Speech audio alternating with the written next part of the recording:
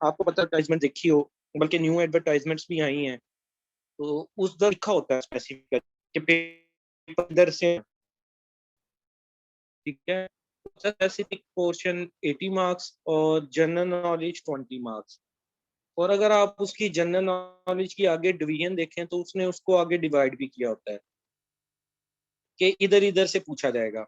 उसमें उसने जो है Pakistan affairs, Islamiat, everyday science, Urdu, English, math, computer science, मतलब कि दुनिया जहाँ के हर फील्ड डाली होती है उस जगह पे।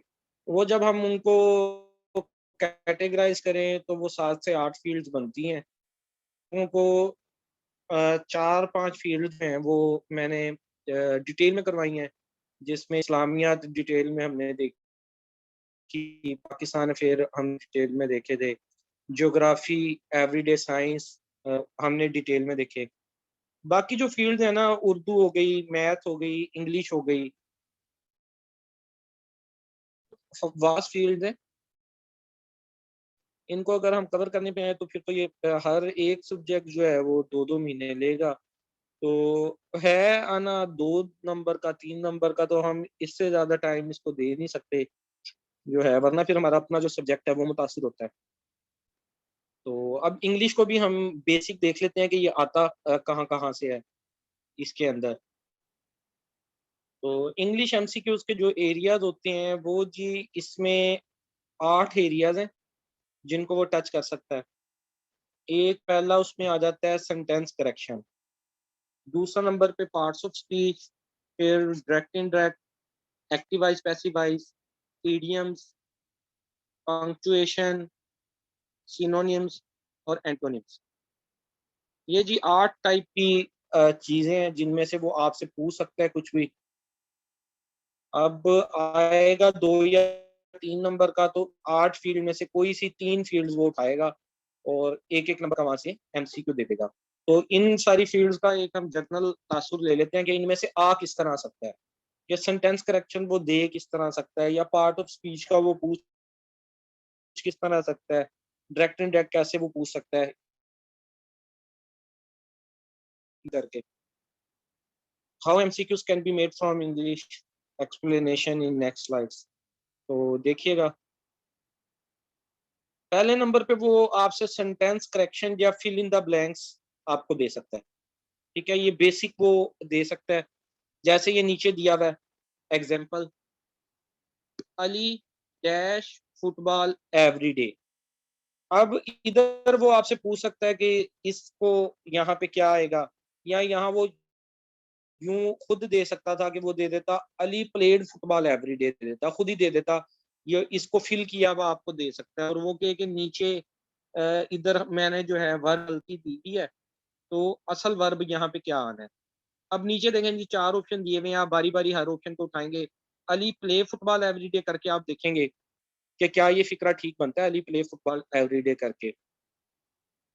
फिर आप बी उठाएंगे, अली प्लेड फुटबॉल एवरीडे। फिर आप सी उठाएंगे, अली प्लेज फुटबॉल एवरीडे। फिर आप डी उठा के देखेंगे, Ali has played football everyday. तो इनमें से कौन सा ठीक हो सकता है, आप बताएं, वैसे अंदाजा लगाएं कि कौन सा ठीक हो सकता है इसमें से, अगर हमने इस फिल इन दी ब्लैंक्स को हल करना हो। तो इसमें से कौन सा आप चूज करेंगे, ए बी सी या डी? सी। ठीक है, हाँ, यहाँ हम जो है वो इतनी बेसिक इंग्लिश वैसे हमें आती भी होती है, और इसी टाइप की वो पूछेगा हमसे, ज्यादा वो जो है डीप नॉलेज में नहीं जाएगा, मुश्किल फिक्रों में नहीं जाएगा। तो यहाँ पे अली के साथ प्लेज आएगा, ठीक है, सिंगुलर जो है वो नाउन है अली। अली सिंगुलर नाउन है, सिंगल नाम है। तो हाँ जी, प्रेजेंट इंडेफिनिट टेंस है ये।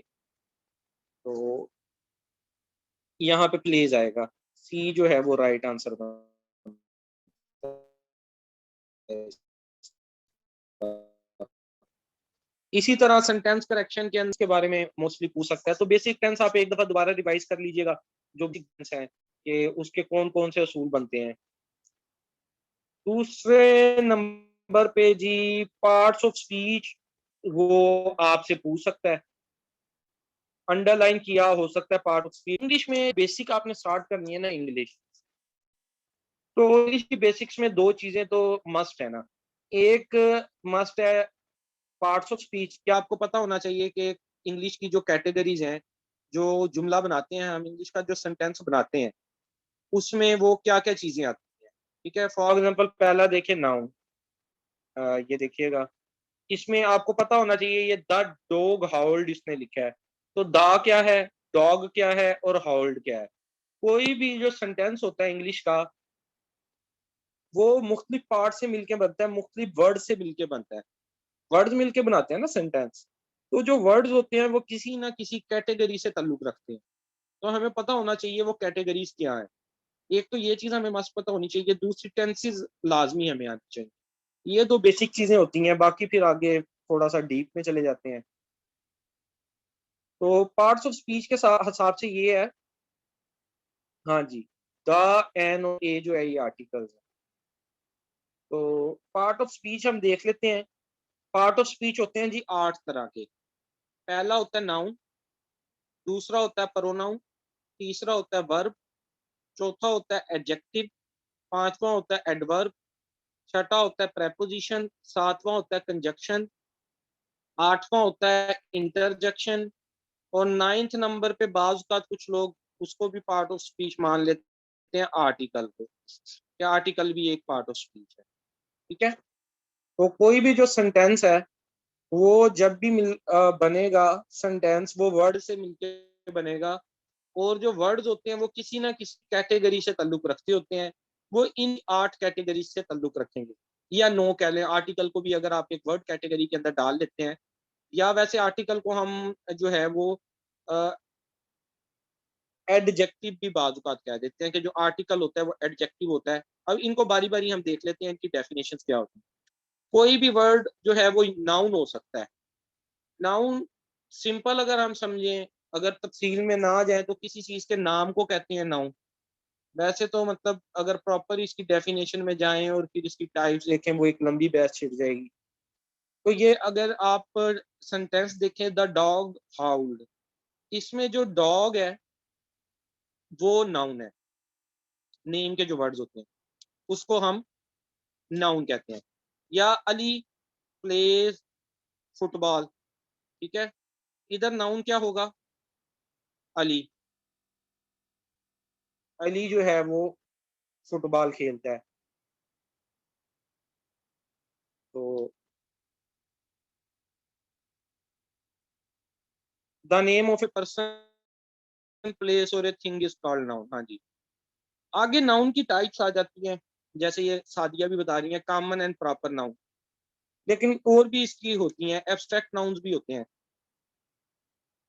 और भी मतलब इसकी होती हैं, उसमें हम नहीं जाते, हम सिर्फ पार्ट्स ऑफ स्पीच को देख लेते हैं। खैर, ये हो गया जी नाउन।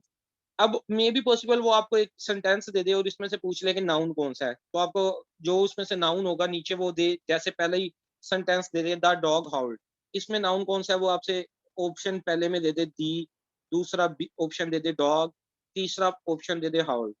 ठीक है। तो आपने जो है वो डॉग को सिलेक्ट कर लेना है कि इधर जो नाउन है वो डॉग है। अब जी प्रोनाउन क्या होता है, सेकंड के ऊपर हम आते हैं। Pronoun,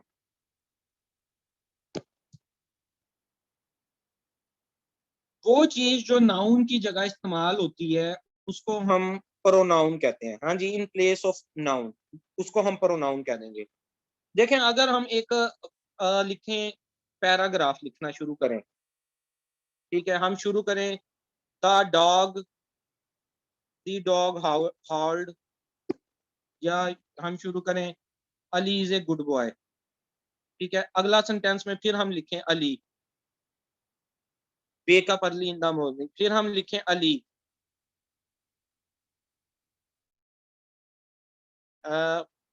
studies in 9th class. ठीक है।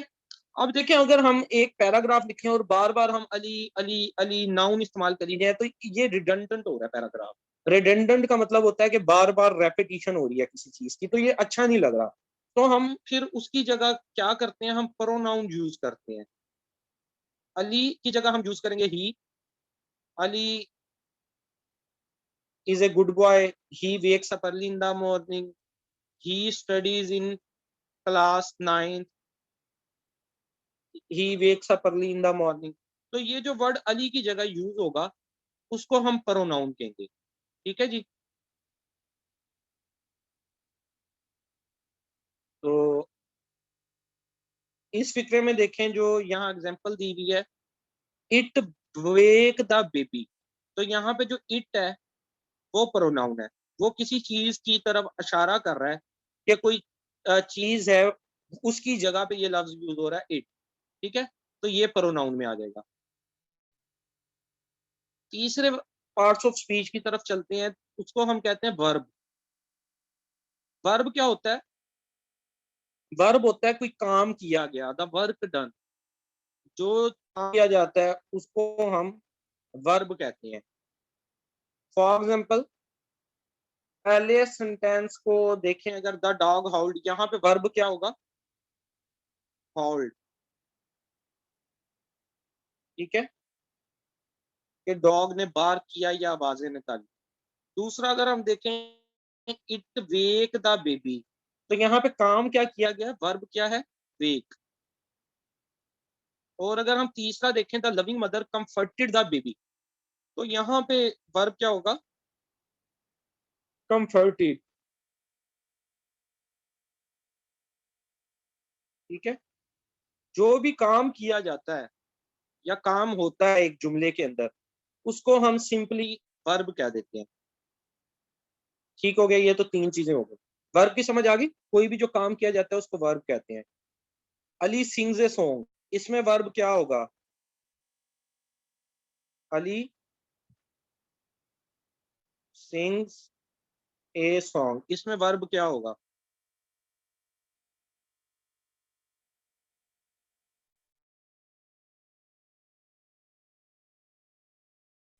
हाँ जी, सिंग्स होगा। गाना गाता है, कोई काम कर रहा है। हाँ जी, सिंग्स। ठीक है, उससे आगे चलते हैं एडजेक्टिव पे। अब ये एडजेक्टिव और एडवर्ब को थोड़ा सा समझने की जरूरत होती है, ये थोड़ा सा कंफ्यूज कर जाते होते हैं। एडजेक्टिव कहते हैं जो नाउन या प्रोनाउन को डिस्क्राइब करे, उसकी क्वालिटी को बयान करे। नाउन या प्रोनाउन की क्वालिटी को बयान करे। For example, the caring father rocked the baby. यहाँ पे केयरिंग जो है वो नाउन फादर को फैसिलिटेट कर रहा है, उसकी खसूसियत बता रहा है, द केयरिंग फादर। ठीक है, तो यहाँ पे जो केयरिंग यूज होगा वो एडजेक्टिव होगा, जो नाउन या प्रोनाउन की खसूसियत बयान करे। ठीक है, जैसे मैं एक एग्जांपल आपको देता हूँ।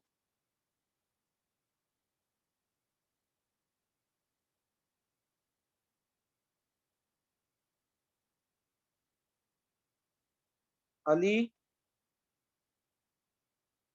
Is a hard worker.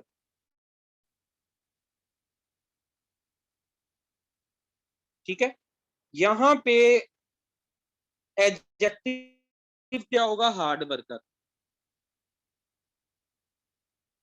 हाँ जी, हार्ड वर्कर, क्योंकि ये अली जो नाउन है उसको फैसिलिटेट कर रहा है, उसकी क्वालिटी बता रहा है, एडजेक्टिव।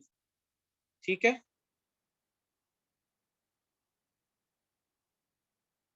और एग्जांपल हम देख लेते हैं।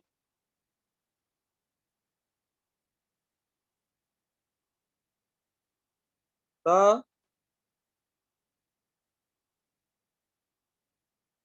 शार्प मैन इज वॉचिंग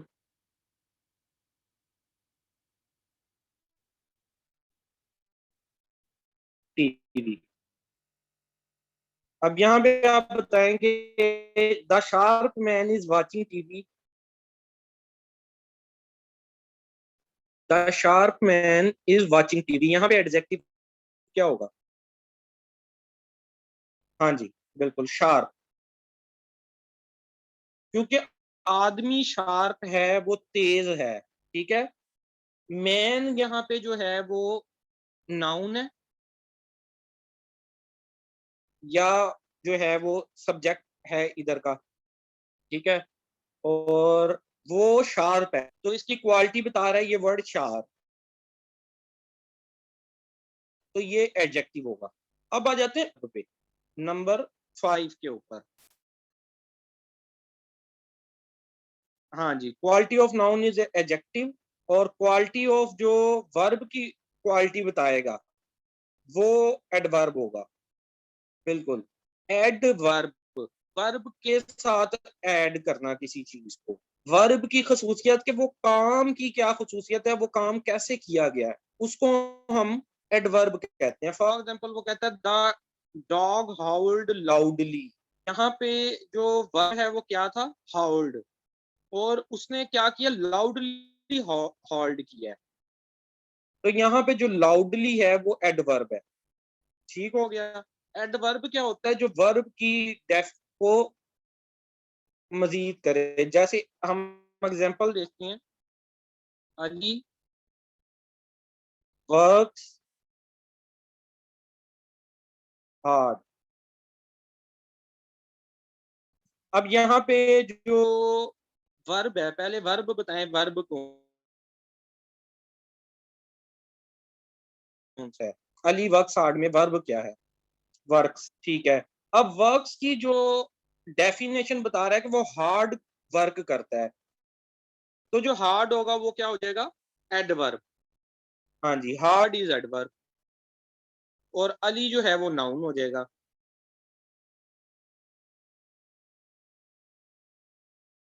और अगर इस फिक्रे को हम ऐसे कर दें, हार्ड वर्कर अली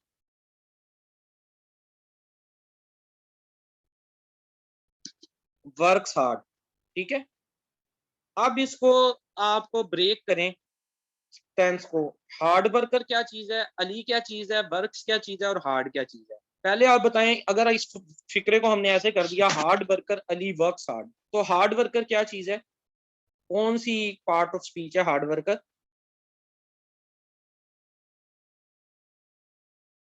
एडजेक्टिव है, बिल्कुल। हार्ड वर्कर एडजेक्टिव है, क्योंकि ये नाउन की डेफिनेशन बता रहा है। अली नाउन है, अली यहाँ पे नाउन है। यहाँ अली की जो क्वालिटी है वो है हार्ड वर्कर। तो जो नाउन की क्वालिटी होती है, नाम की जो क्वालिटी होती है वो होती है एडजेक्टिव। और वर्क्स यहाँ पे क्या है, बिल्कुल, वर्क्स यहाँ पे वर्ब है। और वर्ब की जो क्वालिटी होती है उसको क्या कहते हैं, एडवर्ब। ठीक हो गया, ये हमने देख लिया। हाँ जी, एडवर्ब होती है, बेसिक देख लिए ये। इसके बाद आ जाते हैं हम छठे नंबर के पार्ट ऑफ स्पीच पे। छठे नंबर पे जब भी कोई टेंस बनता है तो उसके अंदर प्रेपोजिशन हो सकता है। प्रेपोजिशन बेसिकली जो है वो जोड़ने के लिए होता है किसी टेंस को, जो हेल्पिंग करता है डिफरेंट। इसके अंदर जैसे कि देखिए आप, the baby cried for a long time. अगर ये फिक्रा ऐसे होता, the baby cried a long time, तो ये प्रॉपर फिक्रा ना लगता, the baby cried a long time. लेकिन अब वो कहता है the baby cried for a long time, यहाँ पे लफ्ज आ गया फॉर, ये जो है प्रेपोजिशन बन जाएगा। कुछ प्रेपोजिशन होते, कुछ जो हैं वो प्रेपोजिशन होते हैं, जैसे इन, ऑन, अबव, ये वाले आप यूज करते ही रहते हैं ना सेंटेंसेस के अंदर। बिलो, अप, डाउन, ये जो वर्ड हैं ये प्रेपोजिशंस कहलाते हैं। और ये जो प्रेपोजिशंस होते हैं ये फिक्रे का मतलब ही बदल देते हैं। जैसे कि देखिए, he is sitting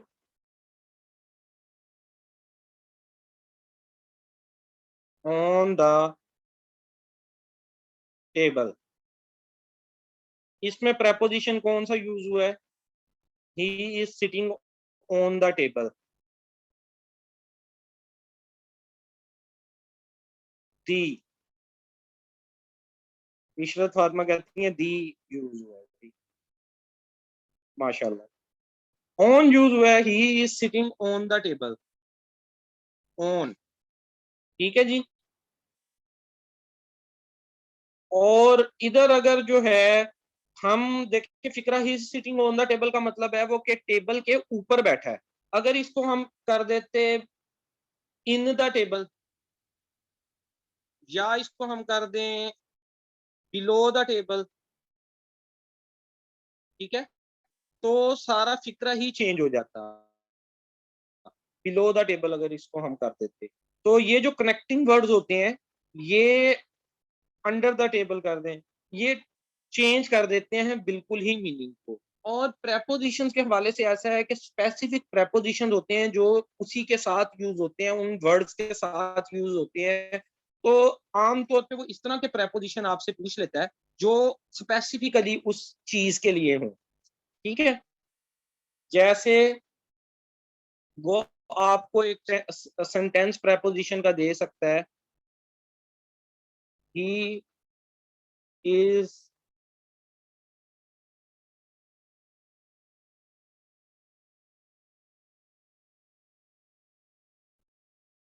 in the class. अब वो अगर देता he is on the class, he is into the class, he is by the class, तो आपने यहाँ इन को सिलेक्ट करना है। He is in the class, वो क्लास के अंदर मौजूद है। तो इस तरह के जो वर्ड्स होते हैं वो प्रेपोजिशन कहलाते हैं। वो ऐसे भी आपको एक टेंस दे सकता है कि उसने सेंटेंस दिया और वो आपसे उसका प्रेपोजिशन पूछ ले, ठीक है। उसके बाद आ जाते हैं कंजंक्शन पे। कंजंक्शन, ये दो वर्ड्स को जोड़ने के लिए यूज होते हैं। कंजंक्शन जो होते हैं वो दो वर्ड्स को जोड़ने के लिए यूज होते हैं। कनेक्टिंग वर्ड्स होते हैं ये भी। जैसे देखें, the baby gazed at his mother and father, बच्चे ने अपने माँ और बाप की तरफ देखा। अब ये अगर होता the baby gazed at his mother father, तो प्रॉपर ना बनता ये सेंटेंस। मदर फादर इकट्ठा उसने लिख दिया होता तो ये सही ना होता। मदर एंड फादर, दोनों के दरमियान, ठीक है। The baby gazed at his mother and father. अब ये जो है ना, कुछ कंजक्शन जो होते हैं उसके लिए हम यूज करते हैं एक वर्ड, फैन बॉय।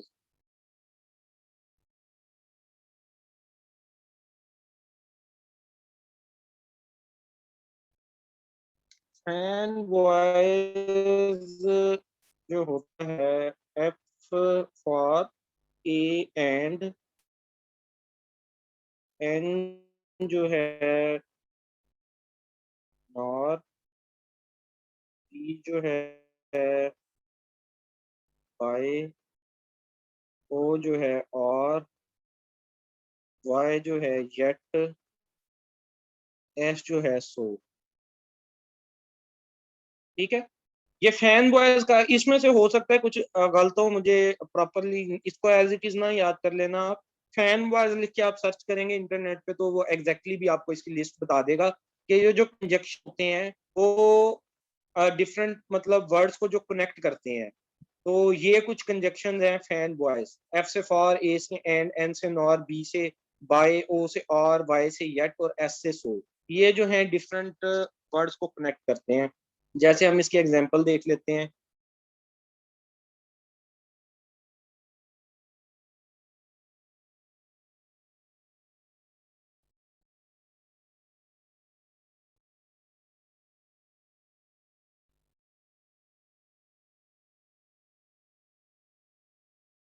अब इसकी हम एग्जांपल देखते हैं कंजक्शन की।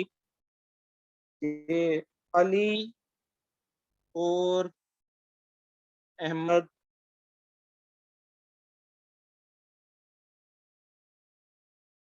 Will go to party. ठीक है, अब यहाँ पे आप मुझे बताइएगा कि कंजंक्शन कौन सा है। अली और Ahmad will go to party. और और और टू क्या है यहाँ पे? टू क्या है यहाँ पे?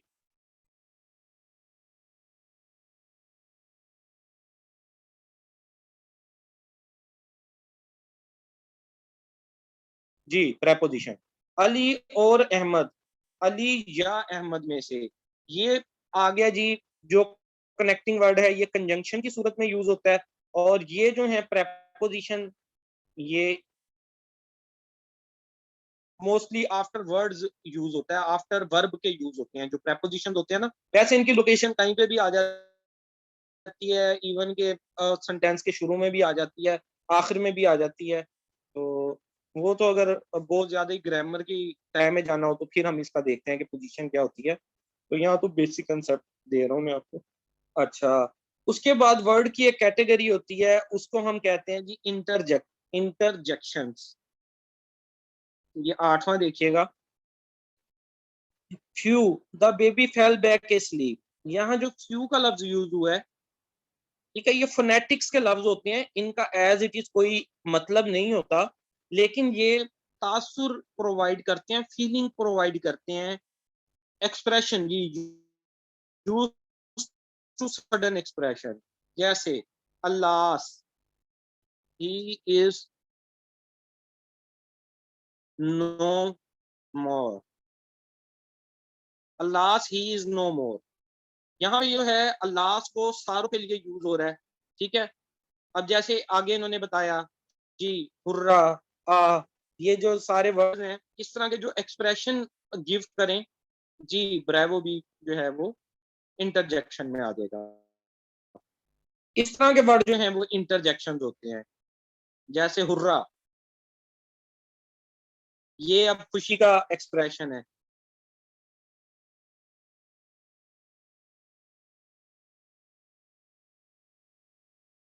सॉरी, ये कहाँ चला गया? हाँ, हुर्रा। अब इंटरजेक्शन वो हो सकता है आपको, जो ये जो होता है इंटरजेक्शन, ये स्पेसिफिकली जो आप यूज करते हैं वो आपने सेंटेंस में नोट करना होता है कि क्या एक्सप्रेशन आ रहा है। अब वो बात करे कि ही इज नो मोर और साथ में वो लगा दे hurrah, hurrah, he is no more, तो देखें ये कोई सेंटेंस नहीं बनेगा। ये हो सकता है ये किसी के दिल की ख्वाहिश हो कि कोई मरे और वो खुशी के अंदर आ जाए कि आहा या ये, लेकिन आम तौर पे जो एक कोई बंदा मर गया है तो वो वहां पे हुर्रा नहीं यूज होगा, वहां पे अल्लाह यूज होगा।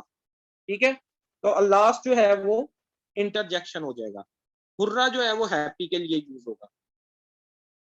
इस तरह ये कुछ इंटरजेक्शन होते हैं, वो स्पेसिफिक होते हैं स्पेसिफिक वर्डिंग के लिए। तो वो हो सकता है आपको कोई वर्डिंग दे दे और जिसके अंदर एक एक्सप्रेशन शो किया हो कि कोई मैच जीत गया है, खुशी का मौका है, किसी ने कोई चीज अचीवमेंट कर ली है, किसी ने पोजीशन हासिल कर ली है, तो वहां पे कौन सा लगाना है। नीचे अल्लाह भी दिया हो, हुर्रा भी दिया हो, और भी वर्डिंग दिया हो, तो आपने वहां शेड देखना है कि कौन सा शेड किसके साथ यूज होगा। ठीक है, ये हो गए जी पार्ट्स ऑफ स्पीच, कि वो आपसे पार्ट्स ऑफ स्पीच भी पूछ सकता है। अच्छा, दो चीजें हमने देख ली, सेंटेंस करेक्शन और पार्ट्स ऑफ स्पीच को। तो मीटिंग का टाइम एंड हो गया, आप जो है वो दोबारा से इसको ज्वाइन कर लें। ठीक है, इसको एंड करते हैं, दोबारा से ज्वाइन करते हैं। 13 लोग मौजूद हैं, अभी 12 लोग मतलब मौजूद हैं, तो दोबारा से